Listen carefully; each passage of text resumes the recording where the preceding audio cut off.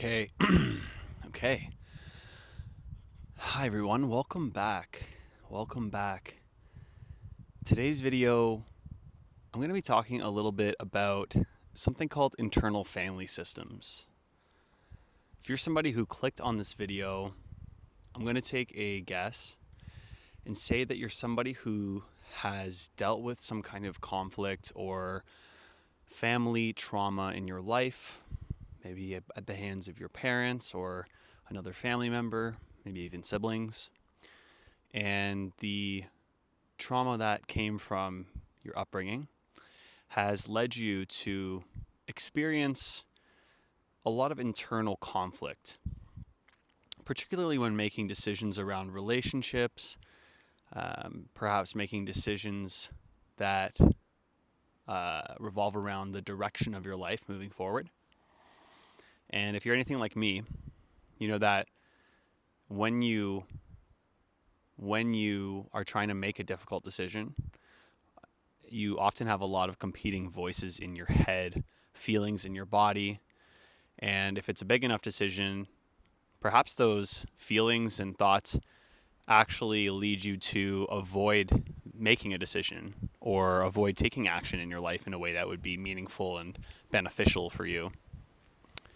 That's the reason I'm making this video, is that it's taken me a really long time to get to a place where I actually have been able to direct my life in a meaningful way. And that's largely thanks to some really valuable therapeutic models. I'm just sheltering from the wind here because it's a little stormy out here. If you can't tell, we might actually get a little bit of rain during this video. But that's what you get for recording in the woods. I mean, hey, we're real time with nature and I love it. So we move on. And as I was saying, the therapeutic model and what comes from regular attendance of therapy and work on yourself, introspection, journaling, is that you begin to unveil different parts of yourself. And in internal family systems, the idea is that you essentially have a whole range of different parts that are inside of you. And these parts become fragmented over the course of your life, and they manifest for different reasons. They're very utilitarian. Some say are there to pursue pleasure and joy. Some are there to protect you from pain. Some are there because they've been hurt and they're angry, maybe seeking revenge. And when you look at yourself and you have certain parts of yourself that you don't particularly love, maybe that's an angry part or a resentful part, you tend to want to push that away or like stuff it down. This is a very natural human response to what we deem morally incorrect or what we feel shame about. We tend to stuff down. And what that's doing isn't actually resolving or helping this part of yourself. And that's exactly what it is. An angry part of yourself is a part of yourself. And the only way to deal with it or to not amplify it is to help it be seen. So when it comes to feeling like there's internal areas where you don't actually have a authentic vibe about them, like maybe you tend to identify as a person who's very holistic or spiritual, or maybe you identify as someone who's very athletic, and yet there's a part of you who wants to sit at home and play video games, or wants to eat junk food, or wants to socially isolate, even though you know it's more optimal to socialize. And again, incredibly common. And what we have to recognize is that these parts of ourselves that we want to stuff down, the best way to handle them is to actually just give them a little bit of attention and to provide a nice safe container for them to exist in. If you sit there and when you feel anxiety rise, you look at the anxiety and you say, what is this anxiety trying to say? What is this part of myself trying to vocalize right now? And maybe let's take an example. You're having fear about a big trip coming up, and you know that there's a part of you that really wants to go on this trip, and a part of you that made a decision to go on this trip. You've committed, you've put all your eggs in the basket, you're ready to go, you're financially committed. And then when it comes time to actually make the move, you start to freeze up. You start to have negative internal dialogue telling you that it's not a good idea, or maybe, I made a mistake. It's not going to be that fun. I don't like the people I'm going with. It's going to be too hot, too humid, whatever. And that sort of negativity that comes, what we want to do is, if we're trying to be, the most altruistic person, or the best version of ourselves, this sort of toxic positivity comes out, and we try to invalidate that part really heavily. And that actually doesn't really help. And what it does is it creates a lot of internal conflict.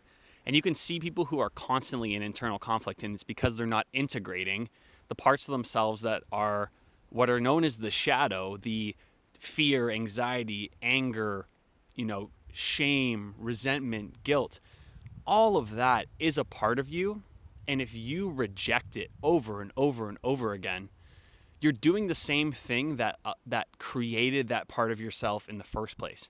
Because what was likely happening is, when you learn to be afraid of going on a trip, perhaps you had an experience where somebody ruined a trip for you, right? Or someone made you feel like an idiot for going on this trip, and this part of you became attached to that voice, like created that internal dialogue that's so negative and harsh and self-defeating. That's how we absorb the narratives that come to us through media and through rearing, particularly through our parents. So it's very common to take on some negative thought patterns from our parents and then unconsciously apply them to our lives. And I know what you're thinking. You're probably thinking, yeah, I'm already aware of all my negative patterns, blah, blah, blah. And that's great, because having awareness of these negative patterns is the first step. However, where we tend to stop and forget to move through is when it comes to actually honoring, nurturing, and listening to these parts of ourselves that are less desirable. What happens when you have a part of yourself come up that is a little bit less desirable, something that you don't feel like you should be able to express, or something that you wish you weren't feeling in the moment? If you take the time to actually allow that to be present, and you provide it a warm, nurturing feeling of, it's okay, you're allowed to be here, and then listen to what comes up. What's the fear? What's the anger about? What is this part trying to tell you? And what happens is, now what you've done is you've acknowledged this part of yourself that has valid concerns, because these concerns, whether or not they're actually true, do come from somewhere, and they are a part of you. And so instead of just toxic positivity in your way through it, ignoring such a large part of yourself, you actually integrate it. And when you integrate it, what happens is that you're able to move forward through your life in a holistic way, which honors every part of yourself. This allows you to draw better boundaries. This allows you to make more informed decisions for yourself. And this allows you to move through your life in a very aligned way that doesn't feel like you're constantly battling yourself and looking for reassurance elsewhere. If you're the type of person who's often looking for reassurance from an outside party, maybe it's YouTube, maybe it's ChatGPT, maybe it's a person in your life or a family member, maybe it's Google. If you're the type of person who's always looking for that kind of validation, what is most likely happening is there's an internal conflict going on that you haven't realized that you need to resolve, or you didn't have the tools to recognize how you could resolve it. And so that conflict never resolves itself. So there's a part of you that wants to make decision A and a part of you that wants to make decision B, and they are fighting on polar opposite ends of the spectrum, and there seems to be no real resolution. So you look to a third party to tell you what's right. And while that does get the ball moving, and it can be helpful sometimes, the hard part here and the sad part here is that whatever decision you go with, the part of you that felt strongly about, say, decision B was never actually acknowledged or listened to. And when you stuff these parts of yourself down, they don't go away. They just get stronger and more reactive. And that's why you see adults in their 50s, 60s, 70s who are the most angry person you've ever met, maybe the most anxious or super reactive to the most tiny thing. They get cut off in the shopping parking lot, and they're freaking out and laying on their horn and flipping someone off. And that's the appearance of somebody who has a ton of internal conflict and who hasn't learned about internal family systems and the ways to resolve that internally. And it's very sad, but now you as a viewer are informed a little more on this piece of the puzzle. I'm sitting on a fallen tree right now. This is a little interlude. Sitting on a fallen tree, and I'm in the woods, and there's a lot of wind blowing, and I'm hearing these trees creak. I don't know if you guys can hear it, but I am a little bit concerned that I might be the victim of another fallen tree. So we're gonna keep our eyes sharp here.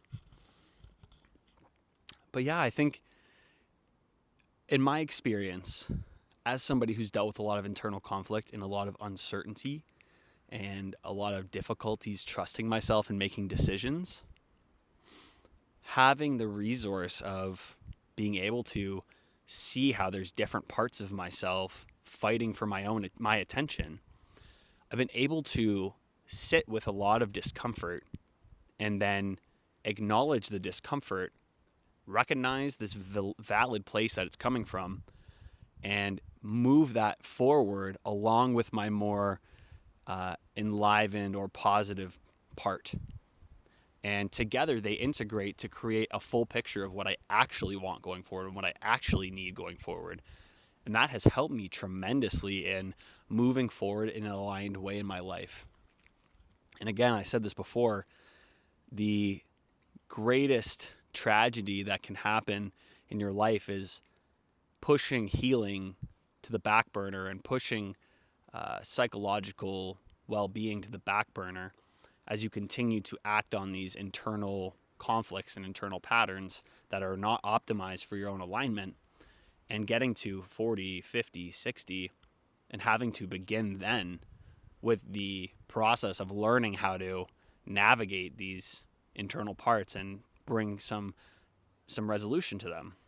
Because what's happened is if you go long enough doing this, is you've built an entire life on conflicted decisions, listening to people who aren't aligned with you, and it sadly creates a reality that isn't actually yours.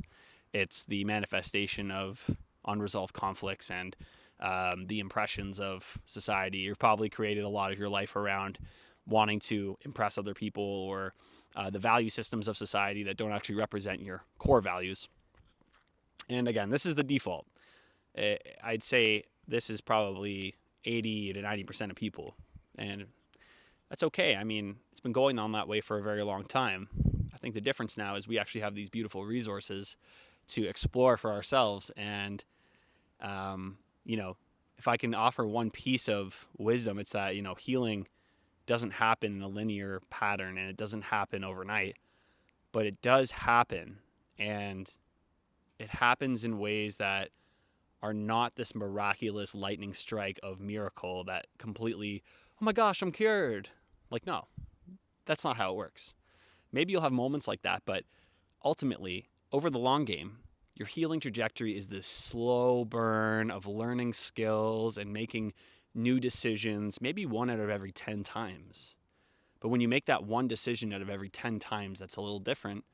You've just enforced a new pathway forward.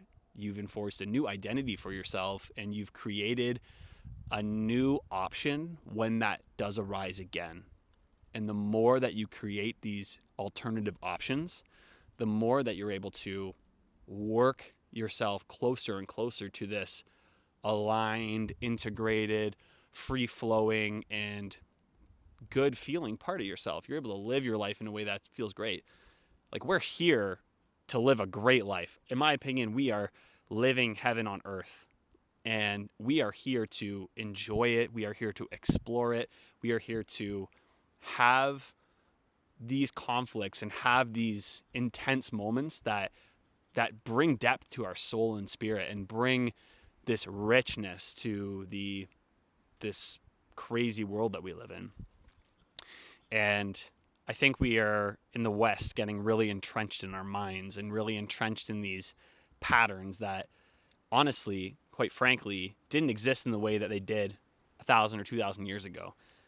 These mental conflicts are arising in part due to the incongruency of culture and how it doesn't really represent the most healthy world for humans. So if I had to say something, I'd say get your ass out, get your ass moving, get yourself to a therapist, start to build some community and engage with people that are on the path with you. Because the more that we engage with people that are on the same wavelength as us and are moving in the same direction as us, the more that energy amplifies through osmosis. You get that osmosis effect of somebody else's healing is going to help yours unfold as well and unlock new perspectives for you and really just bring so much richness to your path.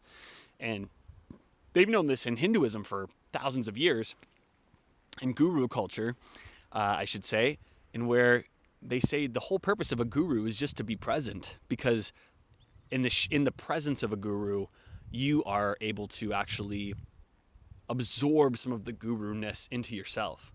And this creates this miraculous effect of accelerated trajectory. And you can do the same thing with your own psychological, somatic healing journey, whereby you can be around people who are a little bit safer, a little more free-flowing, a little bit more honest than you, or at least on that path.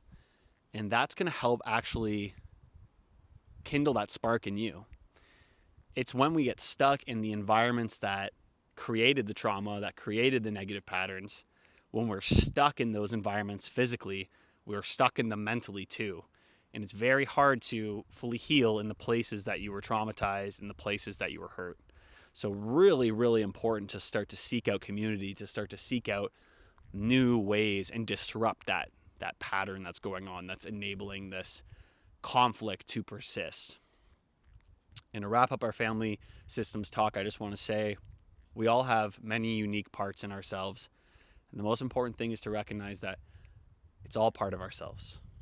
And I know, and you know, that when we take a moment to recognize which part of ourself is coming up in this moment and for what reason, we can start to give it the attention and care it deserves. And ultimately, we can start to feel the love for ourselves that is necessary, that we didn't get, that we need to really move forward in a way that heals ourselves and heals the world. And, Ram Dass says it great,